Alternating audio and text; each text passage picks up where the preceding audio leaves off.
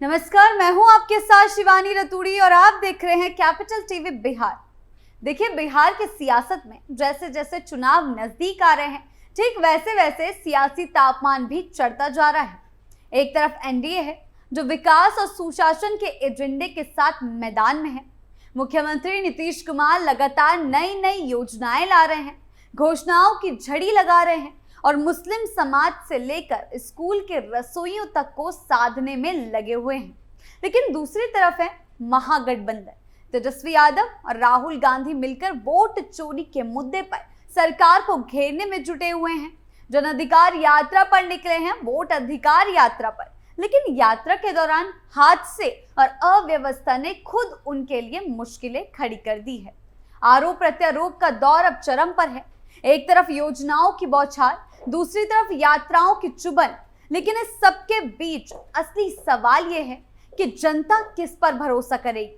तो आइए समझते हैं विस्तार से कि दोनों खेमों की चालें क्या है और चुनावी रणनीति क्या है। एनडीए का मास्टर स्ट्रोक। बिहार विधानसभा चुनाव जैसे जैसे करीब आते जा रहे हैं, राज्य की सियासी फिजा में गर्मी तेज होती जा रही है।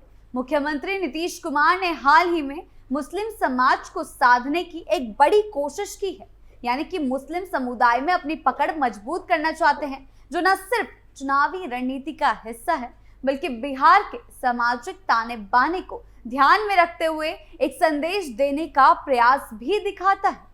बापू सभागार पटना में आयोजित बिहार राज्य मदरसा शिक्षा बोर्ड के शताब्दी समारोह के अवसर पर नीतीश कुमार ने मुस्लिम समाज को संबोधित करते हुए अनेक वादे किए, योजनाओं की झड़ी लगा दी और ये जताने की भरपूर कोशिश की कि उनकी सरकार ने मुस्लिम समाज के लिए वे सब कुछ किया है जो पहले की सरकारें नहीं कर सकी। यानी कि मुस्लिम समाज को साधने की कोशिश नीतीश कुमार द्वारा की जा रही है।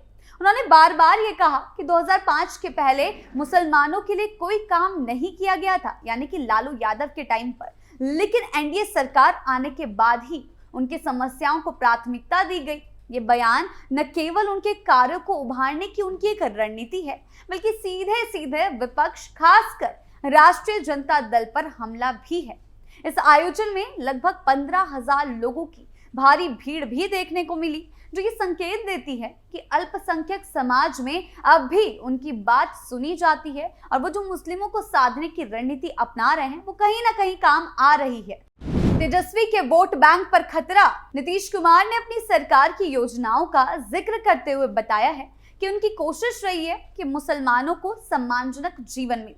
मदरसा शिक्षकों को सरकारी स्कूल के शिक्षकों के समान वेतन देने की बात हो या फिर छात्रवृत्ति और कोचिंग जैसी योजनाएं, सरकार ने अल्पसंख्यकों के लिए बहुआयामी कार्यक्रम चलाए हैं। बिहार राज्य मदरसा सुधार योजना के तहत मदरसों में कंप्यूटर लैब, पुस्तकालय, शौचालय, पेयजल जैसी सुविधाएं दी जा रही और ये सब योजनाएं न केवल मुस्लिम वोट बैंक को लुभाने का प्रयास है, बल्कि राज्य के सामाजिक समरसता की दिशा में भी कदम माने जा सकते हैं। यानी कि वो दोनों नाव पर सवार हैं। वो एक और एनडीए के तरफ से एक के बाद एक मास्टर स्ट्रोक खेले जा रहे हैं। मुस्लिमों को साधने की रणनीति भी देखी जा रही है। दूसरी ओर बात करें तो सभी के लिए कई योजनाओं की सौगातें जो है नीतीश कुमार दे रहे हैं। राजनीतिक दृष्टिकोण से देखा जाए तो नीतीश कुमार का ये कदम पूरी तरह से रणनीतिक है। बिहार में मुस्लिम वोटरों की किसी भी सरकार के गठन में निर्णायक भूमिका निभा सकते हैं, खासकर ऐसे समय में जब एआईएमआईएम के असदुद्दीन ओवैसी भी बिहार में अपने पांव जमा चुके हैं और सीमांचल इलाके में एक मजबूत पकड़ बना ली है। एआईएमआईएम की मौजूदगी से मुस्लिम वोट बैंक के बंटने का खतरा और भी ज्यादा बढ़ गया है। जो पहले सीधे सीधे राजद के पाले में चला जाता था, अब अगर ओवैसी और नीतीश दोनों मुस्लिम मतदाताओं को साधने में लगे तो इसका सीधा असर राजद के कोर वोट बैंक पर पड़ेगा। और यही कारण है कि राजद के भीतर भी असंतोष और बगावत की खबरें आने लगी है। तेजस्वी के भाई तक मोर्चा खोल रहे हैं, यात्रा को बेकार बता रहे हैं, फालतू बता रहे हैं और गठबंधन की नई संभावनाओं की बात हो रही है। यानी कि असदुद्दीन ओवैसी के साथ तेजप्रताप गठबंधन भी करना चाहते हैं।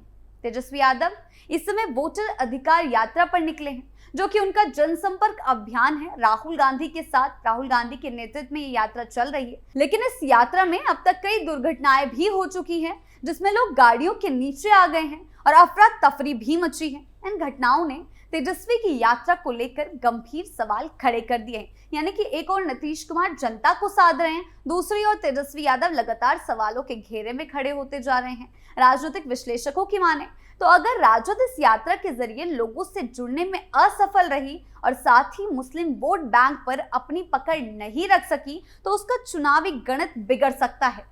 वहीं नीतीश कुमार इस अवसर का पूरा लाभ उठाने में जुटे हुए हैं। वो एक के बाद एक मास्टर स्ट्रोक खेल रहे हैं, जिससे महागठबंधन थोड़ा बैकफुट पर आ रहा है। चाहे वे शिक्षकों का वेतन हो, ग्रामीण सड़कों की घोषणा हो, अल्पसंख्यकों के लिए योजनाओं की झड़ी हो या फिर सामाजिक संगठनों से संवाद, सभी योजनाएं एक सुनियोजित स्क्रिप्ट का हिस्सा प्रतीत होती है, जो कि एनडीए द्वारा खेला जा रहा है। इस चुनावी परिदृश्य में अगर मुस्लिम वोटर भावनात्मक रूप से विभाजित हो गया, यानी कि एक तो नीतीश कुमार, दूसरा एआईएमआईएम और तेज प्रताप, और तीसरा तेजस्वी यादव, जो कि उनका यादव मुस्लिम वोट बैंक माना जाता है, तो इसका सबसे बड़ा नुकसान आरजेडी को ही होगा। एआईएमआईएम पहले से सीमांचल में मौजूद है और अब नए गठबंधन की चर्चाएं भी शुरू हो चुकी हैं।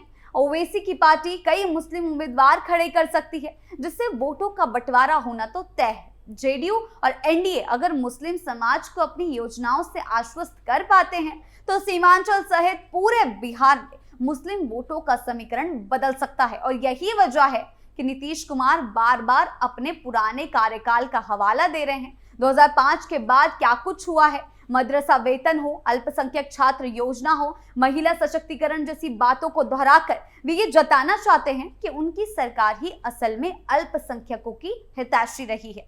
बिहार की सियासत में मुस्लिम वोटरों को लेकर इस बार तस्वीर काफी उलझी हुई नजर आ रही है। एक तरफ एनडीए सरकार लगातार योजनाओं की बौछार करके वोटरों को अपने पक्ष में करने में जुटी हुई है, तो वहीं मुस्लिम समाज के बीच भी अपनी पकड़ मजबूत करने की पूरी कोशिश की जा रही है। लेकिन दूसरी ओर विपक्षी खेमा, खासकर महागठबंधन, इन प्रयासों को महज चुनावी जुमला बताकर खारिज करने में लगा हुआ है। हालांकि असल चुनौती राजद के सामने तब खड़ी होती है जब मुस्लिम वोट बैंक में सेंध लगती दिखाई देती है। ओवैसी की पार्टी एआईएमआईएम सीमांचल में पहले से ही मजबूत पकड़ रखती है और अब खबरें हैं कि तेजस्वी यादव के भाई तेज प्रताप यादव के साथ गठबंधन के मूड में भी है। ऐसे में अगर कुछ मुस्लिम वोट ओवैसी और तेज प्रताप की तरफ शिफ्ट होते हैं, तो राजद का पारंपरिक मुस्लिम यादव समीकरण कमजोर पड़ सकता है, जिससे सीधे तौर पर महागठबंधन को नुकसान झेलना पड़ सकता है। चुनावी नतीजों पर भी इसका सीधा असर देखने को मिलेगा। वहीं दूसरी तरफ तेजस्वी यादव का फोकस अभी यात्रा पर है, वोटर अधिकार यात्रा पर। केंद्र सरकार को घेरने का माध्यम बन रही है ये यात्रा, लेकिन इस यात्रा में अब तक जिस तरह की अव्यवस्थाएं सामने आई हैं, उससे खुद महागठबंधन की साख पर सवाल खड़े हो रहे हैं। यात्रा के दौरान कई जगहों पर अफरा तफरी का माहौल देखने को मिला है।